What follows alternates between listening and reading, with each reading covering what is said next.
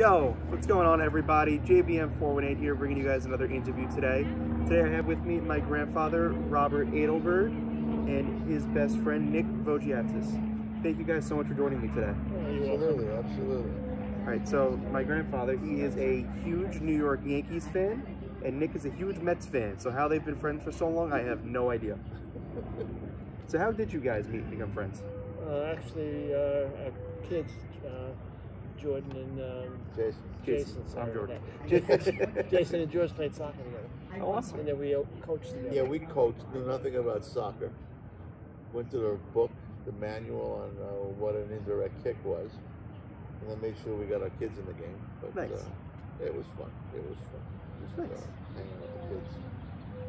And then we got a fantasy team together when his youngest son decided to do this every year. So we shared a team. You can imagine the. I think it was my oldest son, though. No, it was one. Really Mark. It was one. But anyway, we battled on who the best pitcher was in New York and who the best hitter was in New York.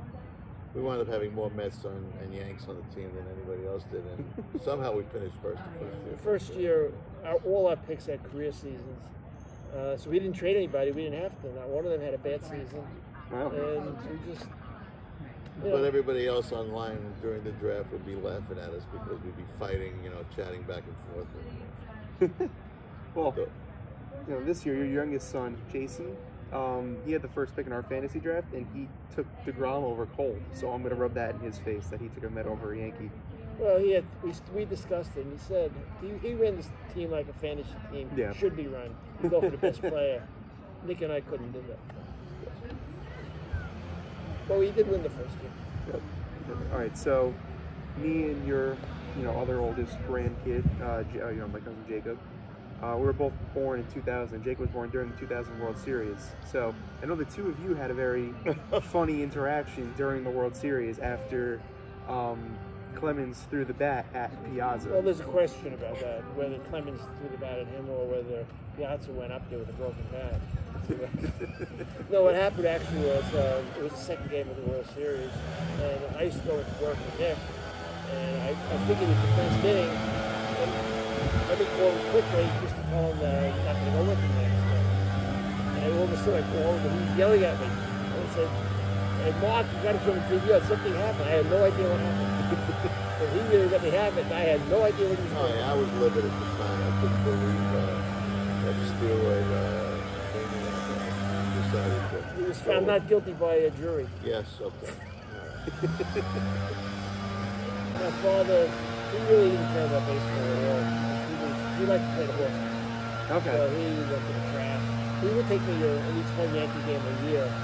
So, so he probably rooted for the Yankees because I rooted for the Yankees. Right. But he really had no preference for baseball team. When I grew up, though, in Queens, you were either a Dodger fan or a Yankee. Right. I didn't know any Giant fans. So, I don't know how I became a Yankee fan. Probably I had more friends that were Yankee fans, so I became a Yankee fan. Okay. And Nick, how did you become a Met fan? Living in the Bronx. Living in the Bronx? Yeah, I grew up in the Bronx. So, I think it has to do with my older cousins who've been Brooklyn Dodgers fans before they moved. They were all Yankee haters. Okay. So I just jumped on the bandwagon. I was the only kid in school rooting against the Yankees. The only time I rooted for the Yankees was 61. Maris, it was 61. Okay. I was rooting for Maris, not Mantle, because you learned how to hate Mickey Mantle because he was so good. Yeah. It was jealousy, honestly. I knew every Yankee killer. I know Frank Larry pitched for the Tigers, kept on beating the Yankees, and he was my favorite pitcher of the day. And then my dad was actually an Oriole fan. Really? Because it's strange, he hated baseball until a couple of Greek ball players, Pappas and Castellanos, joined the Orioles in 1960, and that was the time of the Baby Birds, and they finished second to the Yankees. They never caught them though. They always seemed that the Yankees would win. Yeah. Of course, the evil empire always wins. Yep. They'll pick somebody at the trade deadline that was a star player of the other team, whether it was Pedro Ramos or Bob Serve or money talks. They're still doing it. Oh yeah. I mean, the last time we had a big fight was when the Yankees picked up Brown Mondesi, and I think it was Ernst at the trade deadline. Didn't speak to him for a couple of days. But I do admit that in '69, I did root for the Mets to the World Series. So I really didn't have any Mets fans. So nobody really was busting my chops. It's not like they could brag about being good back then either. You know, the only time they'd ever finished not in last place before '69 was '68 when they finished in second to last. Right, right. So, Well, I have all those yearbooks, you know, the last in the league. But then one day they came along, and you joined the bandwagon. yeah, because I really had nothing against the Mets. So it started meeting all these Met fans, including you and your father. Yeah, we're so obnoxious. Yeah, you really became very obnoxious to me. So I became, that's what I started. Truthfully, if the Mets played the Red Sox in the World Series, I would root for the Red Sox. Really? Yeah, that's the only time I would root for the Red Sox. Huh.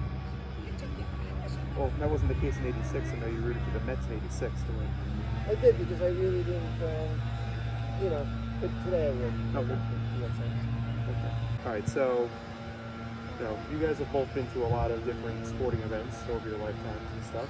Do you have any sporting events that like really pop out in your head that you really enjoyed, whether it was, Mets, Islanders, any other sport, whether it was something you had played when you were younger, kids sporting events? I gotta tell you, when I was growing up, believe it or not, I went to more Dodger games at Ebbets Field than Yankee games.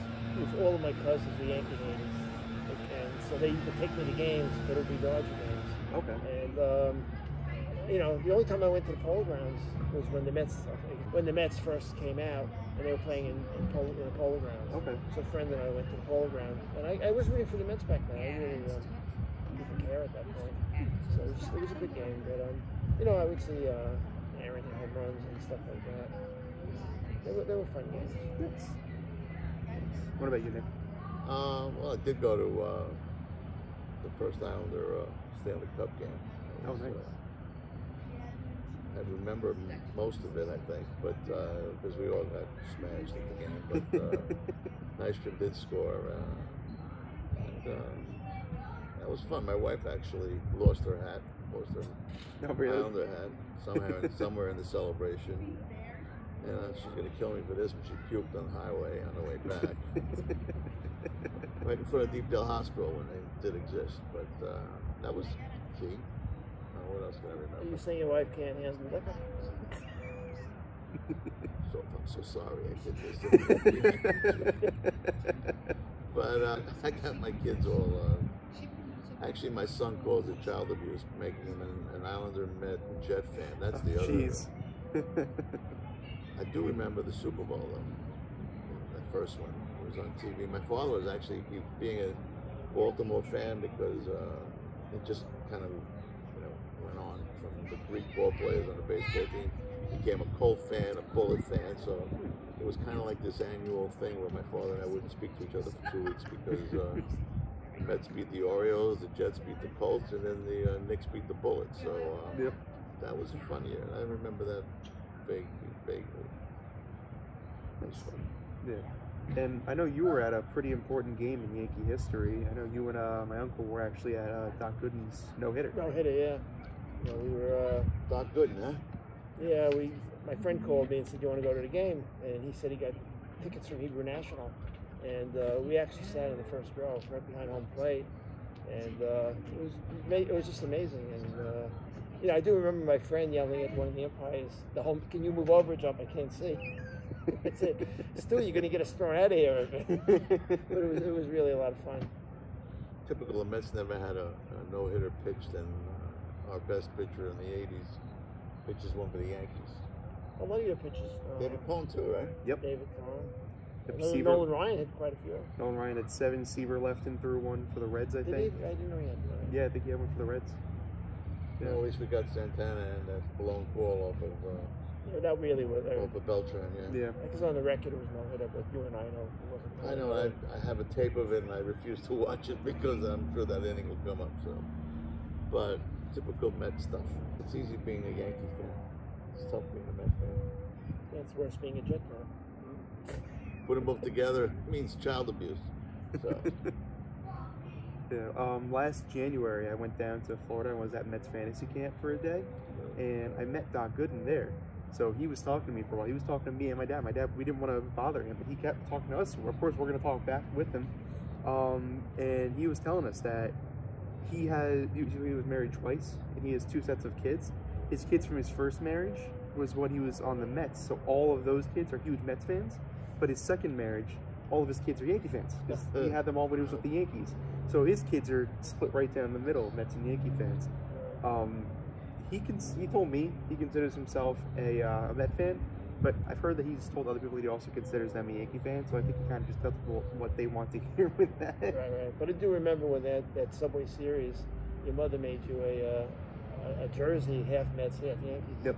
I actually still have that hanging up in my room. Well, I would, yeah. That's a classic. That's nice. Well, she bought 2 jerseys, she cut it in half, Yeah. put it together. Exactly. One team and the other. Oh no, it was my dad wouldn't let me wear Yankee stuff, my mom wouldn't let me wear Mets stuff, so they compromised. Yeah, they were both happy. Yep. And I would love to see another Subway World Series now that I'm old enough to actually know what's going on and I'm not just pooping in my diaper while it's going on. There was I don't think I want to see another one because there's too much pressure on the Yankee fans. There's too much pressure on everyone. No, because Yankee fans are getting chest pains. And then I get yelled at by my I friend. think we still owe Louis Bologna something from that first Met World Series. You enjoyed that. Yeah, he had the balloon up in the dugout. I don't know if you remember. Mets World Champions 3000.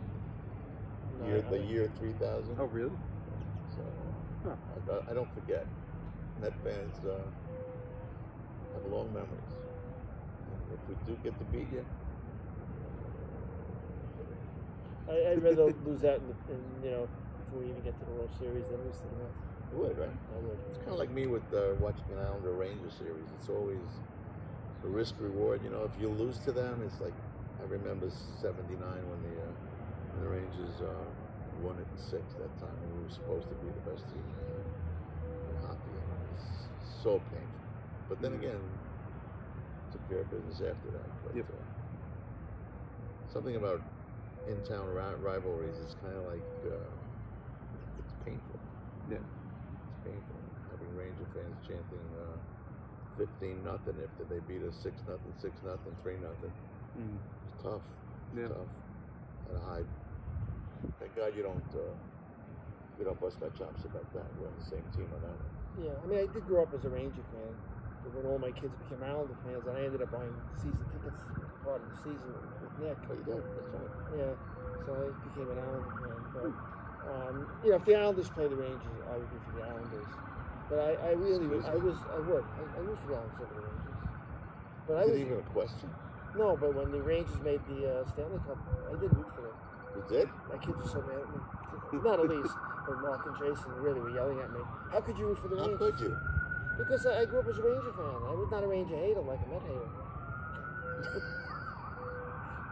But again, I root for the Islanders over the Rangers, but, I have nothing against the Rangers. Which World Series was it that I was standing by your back porch watching, thinking the Yankees were going to get eliminated and out of the league because they didn't?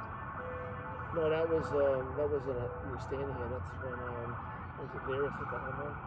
Oh yeah, Lewis off of who's the Brave pitcher, the closer. I forget. What happened was Lewis got up and Yankees were losing 6-0 in Atlanta. I think it was game. It was 3 for some reason. Game 3 or something. Yankees were down 2 games to none, and Lewis hit a 3-run homer to tie it up at 6. He happened to call me and said, "I want to see Lewis hit a home run." He wasn't calling me. He wanted to see him strike He was out. busting chops at the time. And then when all of a sudden Larry hit the home run, he starts cursing. And No, hung up with me. oh, Yeah, shit, you divine. I do remember Louis Soho tripping over his shoelaces. That was fun. I called him up and, "What do you want?" And I'm not saying nothing. It was fun. We still have our moments now. Hopefully the Mets and Yankees will be competitive this year so we can continue our friendship. Yeah, I mean, as it is. I'm not going to bring up a friendship over here. Just don't throw any bats at my pitcher. I'm a batter. Well, maybe you're a batter. All Clemens was doing is throwing it to the backboard. He used to tell me that he thought that he told me he used to tell me that he thought that Clemens was throwing the ball. He thought he was throwing the ball. And my response was, why would he be throwing the ball at Piazza? No. He was throwing the bat to the bat boy. And Liritz ran, and Piazza ran into the bat. That's what happened. Yeah, that makes sense after Clemens hit Piazza in the head earlier that season. Well, he didn't get thrown out of the game, though, did he? I don't remember. Clemens, No, he did not. I wasn't born Because yet. the umpire wasn't sure he threw the bat in. I was 6 months old. I have no idea if he got thrown out of the game. Oh, Jacob was just born too. Yep. That's funny. yeah, he was. And remember that game because I know exactly how old Jacob is, and we know exactly how long ago that was. Yeah. It was almost 21 years ago. Why is Piazza living in Italy? He's your guy, I don't know. He owns an Italian soccer team. Is he really? Yep. They're the worst team in their league. Because he has no idea how to run a soccer team. Kind of like us. Yeah. But we won that first time. He did. It's amazing when you pick out players that have career seasons that they shouldn't have had career seasons. Yeah, I was talking about soccer. No, and we had no injuries that year. Yeah. So we weren't going to trade anybody because there was no reason. I think he was talking about how you guys had no idea how you were coaching soccer. Soccer just like that. Yeah, we really didn't. Yeah. And, so you guys have seen a lot of different ball players come through, the Mets and the Yankees. If you had to choose some like your favorites that you've watched, some just guys that always just stood out to you always enjoyed watching. If you had the chance to meet them, that'd be awesome. Like just some guys that stick out to you. Well, obviously Nick Vogiatzis was always my favorite ball player, but I really did love Bob Adelberg. He was a second baseman. I just thought he was a great guy, and I just enjoyed watching him. There's really nobody who came in the best. There's just so many different. I think Alberto Alfonso was one of my favorites because he's not your typical superstar. It seems like he was there playing every day. He was a gutsy player. He was a smart player. So, Yeah. in fact, he was the one who got on base before Mariano got that last one. Yep. So, That was when Piazza flew out, right? yeah, I'd be sure that was gone. It's the win. With the noisy players. Yeah. Just the hospitals right over there, and the fire department's not far from there. So, but obviously the modern Yankees, you have Jeter and Rivera. I know you were a big Hideki Matsui fan. I love Matsui. So, who's the guy I didn't like again? The guy you guys picked up, second base. No. I always felt he was a little bit lazy out there. I would have liked the Yankees to re-sign him, but I wasn't upset when they did. Yeah, I think that's something we all have in common is that none of us here like Cano. Yeah, really. Cano is.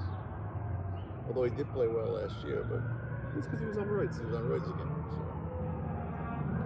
You know what though? Him getting suspended was the best thing that could have happened to the Mets because he That's true. saved $24 million. I'm hoping that he takes another one for the team and just takes it again and gets suspended for life. It's true. Right. Next year they got another $20 million that they're going to have to go over the luxury tax because of this coming back. So who knows what they're going to do? They're going to sign Lindor. They're going to sign Porter. That $20 million is sticking in their craw. It's not like the Yankees, where money's no object. Well, I mean, You have no money as an object now either. You move on. Well, you didn't go after Springer. Could have done So- that. You didn't go after Springer, if he had gotten that contract, that would have been the second largest contract for a center fielder for anybody current, the fourth largest contract for a center fielder ever. So he was getting overpaid. Yeah, especially since one of the three guys ahead of him was Jacoby Ellsbury by the Yankees, and we all know how well that turned out. Yeah. He's still trying to trade it to me for DeGrom. Yeah, I would throw him in. I'd even give a Gardner for Mets and Yankees actually had a deal that fell apart a couple of years ago. It was reported that Brett Gardner was going to the Mets for Zach Wheeler, which that fell apart. Gosh. Yeah. Then again, we don't have Wheeler anymore anyway, so. Well, he's a good player, and he's not a superstar, but he's very good in the locker room. He's Players good, seem to like him. good in the dugout, too. He's got a bat in Oh, his hand. that was Oh, a yeah. one play. I think he did it like 2 or 3 times. Yeah, but he's cheering for his team. Okay, I The don't last know. time anybody banged on anything, it was the Yeah. Astros banging against garbage cans. Do you think he was giving signals? Could have been. So how did you guys feel about the Astros cheating scandal? I really thought they should have taken away the World Series from them, and any players that got any kind of awards that year should have have gotten it. Do you think the judge should have gotten the MVP? Well, yeah, I think so. Well, he had an MVP season. He did finish second to Altuve that year. I guess. That's not bitterness on my part. It's a lot easier when you know what's coming. It's true. They got Alfonso out of it last year. Oh, yeah, but one home run. Hey, it's still the most home runs ever hit by a rookie. Oh, yeah, no, I mean, He's been killing it this spring. He's been you incredible. can't go by spring training. I never really watched spring training. I know, but I'd always rather see a good spring than a bad spring. Yeah, that's true. Yeah, but when the Yankees always used to win, they didn't have good springs. Oh, they They try these players out, and they're probably even going to make the team. Yeah, that's true. So they really, Steinbrenner took the stuff serious, but not Hal, George Steinbrenner. Yeah. But I don't think the players really put it that way. They usually just warm it just to kind of warm up, get ready for the season, maybe try out a new swing, get used to getting back in the field. Right. So Bob, who was your favorite Yankee manager?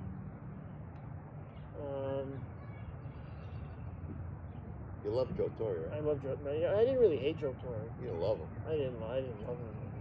Showalter was your favorite. I couldn't stand Showalter. Billy Martin. I happen to like Billy Martin. I thought he was a great manager. Well, like the 7-time Yankee manager? Yeah, he's had most jobs left. They had a love-hate relationship. Yep. But I really did like Billy Martin. No, he was a character. He was a good manager too. And I was really hoping that Lupinelli would come back. I like that kind of manager. Yeah. Like the fiery kind of guy. What about you with the Mets? Speaking of fiery, it obviously has to be Mickey Callaway. I mean, Oh my God. You might have been the worst manager we've had. Don't they vet people? I mean, can they find any more? I mean, wasn't German? Wasn't he one of our pitchers? We gave to you the abuser. I mean, we have all the abusers on in our. Well, now we just have Familia. Yeah, but our players don't Is he throw. involved too? Oh yeah, he got suspended for domestic abuse a couple of years ago. Well, that's happened too. But our players don't throw bleach. No. I don't remember. Who was the pitcher that squirted bleach at the reporters? Daybreak. That's what I thought. Okay. It was the guy from St. Louis at the firecrackers. Vince Coleman. I'd given him new ammunition from bring back from 30 years ago. Coleman and Saberhagen, they were both really good, just not for the Mets. Him and what's his name? Juan Samuel. Lenny Dykstra and Roger McDowell. Oh my God. And why did they pick him up? Because he hit well against the Mets. Yeah. Too bad he wasn't going to be hitting against Met pitchers when they got him. The trades, I mean, the Fugosi for Ryan. And, that's because they had a terrible general manager and Donald Graham. We've had some good trades, though. The Carter trade, the Hernandez trade, both of those worked out beautifully. Get Piazza. yeah. He's probably the second greatest player in Mets history after Seaver. Except he couldn't throw anybody out. We're talking about pitchers who can't throw anybody out. No, I'm talking about Piazza. Yeah, but I'm saying Gary Sanchez, he can't throw anybody out now. No, he can't. He can't catch the ball. But if he catches the ball, he'll throw it out. Yeah, he's not going to catch the ball, though. Well, he's been catching the ball. He hasn't had a bad spring. Not much spring training. I don't know. Kyle Higashioka is probably the better bet back there because at least you know that. Defensively, you're probably right. Yeah, he's not that bad offensively either. He got better this year. It's past season. What did Sanchez hit last year? Was it I think he was one of the worst hitters in baseball. He was awful, but they were considering cutting him. Yeah, well, he would trade him to us for DeGrom. I think he was ripping us off. If I was a Yankee fan, I'd trade him for DeGrom in a heartbeat too. Yeah, maybe he had problems there. We'll see what happens this year. Yeah. But he's got. You can't take away his arm. He's got a great arm. Yeah, that's true. So if he catches the ball, Yeah. he's going to throw him out. He could throw him out at third from the backstop.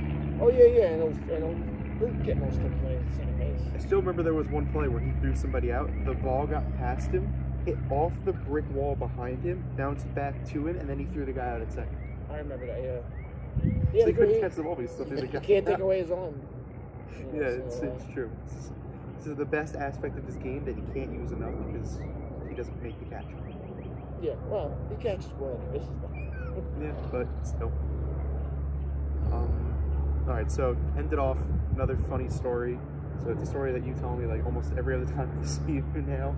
The day that I was born, two of you were sitting in the waiting room with my other grandfather. Yeah. And the doctors all rushed in.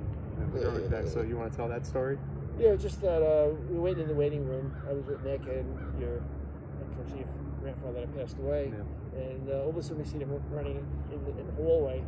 And your grandfather and I were looking at each other. And then the maintenance guy was walking out with a garbage pail. So we looked at each other and said, guess the baby didn't make it. And this guy over here said, are both of you stupid? You think they're just going to take a baby that dies and throw it in the garbage? They were a little nervous. We were. The first grandkid, of course. That's right, you're the oldest. Yep. Yeah. I'm grandma's favorite. Sorry, Jacob. I do remember your dad saying it was going to be, or your mom saying it was going to be Jordan either way. Yep. Whether it was a girl or a boy. If you were a girl, how would it have been spelled? Jordyn. And I think my middle name, if I was a girl, would have been Brooke, but I'm not 100% sure on that. You know, clearly I'm not a girl, so definitely they didn't name me that. Yeah. Thank you guys so much for joining me today. Oh, not a problem. Anytime. Practice our routine the next time. Yeah. I'm sure there'll be new material after this year. Oh, for sure. For sure. Definitely appreciate you guys coming on. Everybody at home, hope you guys enjoyed this video. Hope you guys enjoyed this interview. Remember to hit that subscribe button down below. Give us that thumbs up. If you want to be notified whenever I make a new video, remember to hit that bell so that way you get notified. Thank you all for checking this out, and peace. All right. Thank you, guys.